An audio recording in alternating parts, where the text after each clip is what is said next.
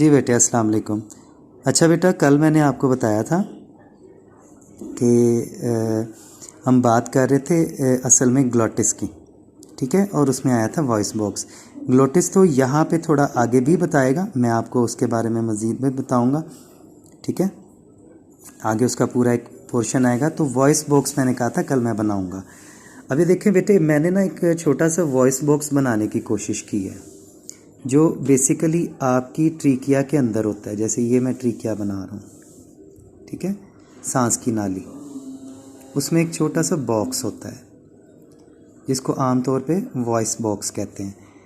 इस voice box को ना, ये देखें साइडों से अगर आप गौर करें, ये मैंने दो साइडें बनाई हैं, ये ठीक है, साइडों से दो कॉर्ड्स होते हैं छोटे से, उन्होंने इसको पकड़ा होता है बॉक्स को, ठीक है। तो जब हम बोलते हैं तो हवा बड़ी तेज़ी से नीचे से ऊपर की तरफ चलती है, जो चलते हुए फाइब्रस जो बैंड हैं जिनको वोकल कॉर्ड्स कहते हैं, ये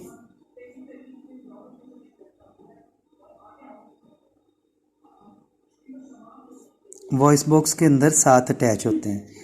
तो जैसे ही बेटा यहाँ से हवा तेज़ी से पास आउट होती है, तो ये सारा फ्लैप जो है ये वाइब्रेट करता है, ठीक है। वाइब्रेट मतलब ये ऐसे ऐसे ऐसे करता है, हरकत में आता है। ये बिल्कुल ऐसे जैसे ढोल होता है जो, ठीक है, अगर आप उस पर चावल के थोड़े दाने रख दें और ढोल पर हल्की सी ज़रब लगाएं तो आप देखेंगे कि चावल के दाने थर थर आते हैं, वाइब्रेट करते हैं। तो उसका मतलब है कि ढोल का जो पर्दा होता है वो वाइब्रेट करने की वजह से आवाज़ पैदा कर रहा होता है, तो वाइब्रेशन होती है।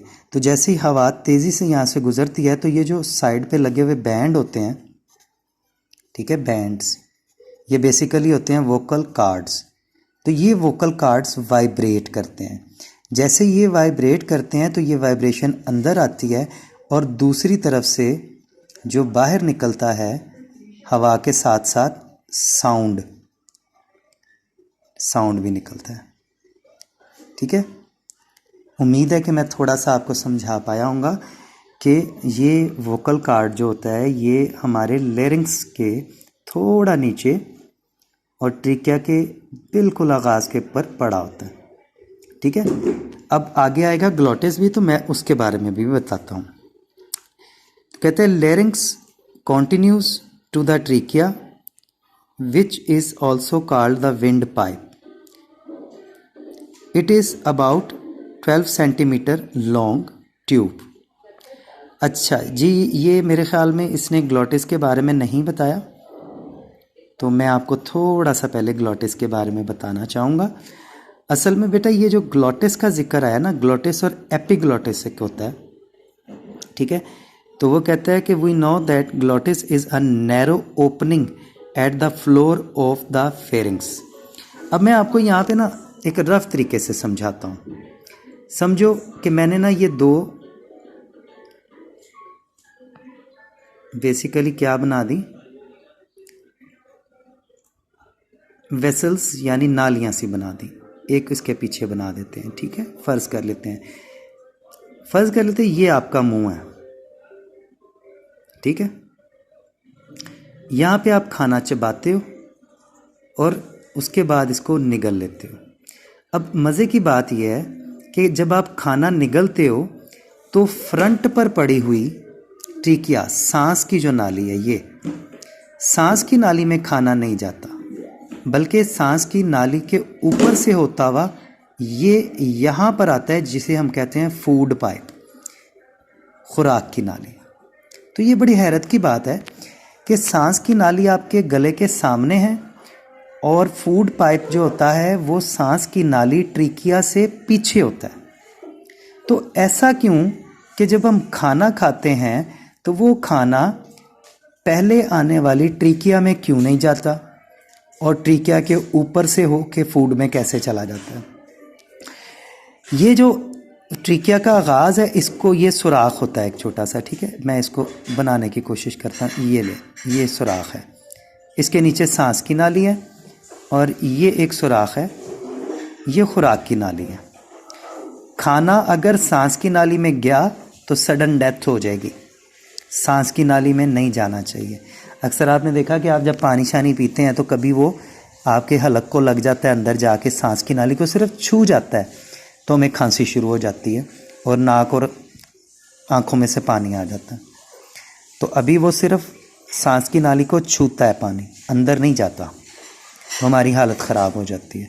अब मैं बताता हूँ कि ये ग्लोटिस हो गया, जहाँ से ये शुरू हो रही है ट्रिकिया, इसके ऊपर एक फ्लैप है, ये देखें मैंने एक ढक्कन सा बना दिया, ठीक है।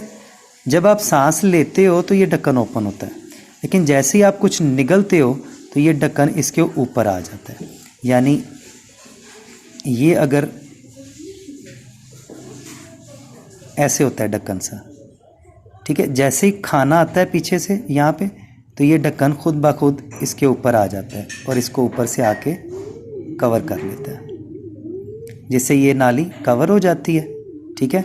और खाना बजाय सांस की नाली में इससे पीछे वाली नाली में फूड पाइप में चला जाता है, ठीक है। तो ये था काम बेटा ग्लोटिस का। ये देखें, अगर थोड़ा सा मैं बड़ा करूं तो आपको नज़र आएगा, ये देखें, ये सांस की नाली चल रही है, ये वॉइस बॉक्स है, इससे ऊपर थोड़ा सा ऊपर ये ग्लोटिस का फ्लैप बना हुआ है। तो जैसे ही आप खाना गुजारते हो तो ये फ्लैप बंद हो जाता है, जिससे सांस रुक जाता है और खाना जो है वो एपिग्लोटिस से होता हुआ पीछे चला जाता है। मेरी बात समझ रहे हो? तो ये एक थोड़ा सा फंक्शन था, उम्मीद करता हूँ कि आपको कुछ समझ आई होगी, ठीक है। यहाँ पे बहुत मुश्किल लगता है यार समझाना, क्लास में आप सामने बैठे हो तो बहुत इजी होती है हर बात। तो एनीवे, फिर उसके बाद वो कहता है जी कि लेरिंक्स के बाद आगे ट्रिकिया शुरू हो जाती है। ये ट्रिकिया शुरू हो गई, सांस की नाली जो आपको गले में सामने नज़र भी आती है हाथ लगाने पर, ठीक है। ये तकरीबन 12 सेंटीमीटर की एक ट्यूब होती है। There are C shaped cartilaginous rings in the walls of trachea. अब आप गले के सामने अपने गले को हाथ लगाओगे तो आपको वहाँ पर छोटी सी नरम हड्डी कार्टिलेज महसूस होगी। ये वैसी है जैसे आपके कान में होती है, ठीक है, फ्लेक्सिबल, मजबूत भी होती है और थोड़ी फ्लेक्सिबल भी होती है।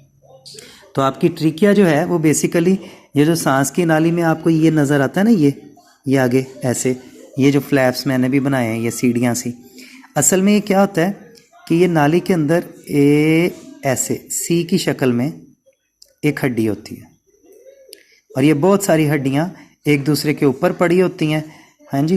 तो इससे ट्रिकिया थोड़ी मजबूत हो जाती है।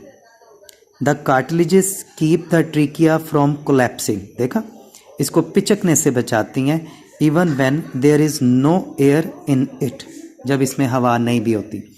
तो ट्रिकिया शुरू हो गई है जी, ठीक है। अच्छा, ये लेक्चर तो काफ़ी लंबा हो गया इसका, चलें कोई नहीं है, मैं इंशाल्लाह ताला बाकी कल आपको समझाऊंगा इसके आगे। तो आज आपने शुरू से यहाँ तक एक दफ़ा फिर पढ़ लेना इसको, उम्मीद करता हूँ कि अच्छी समझ आ जाएगी।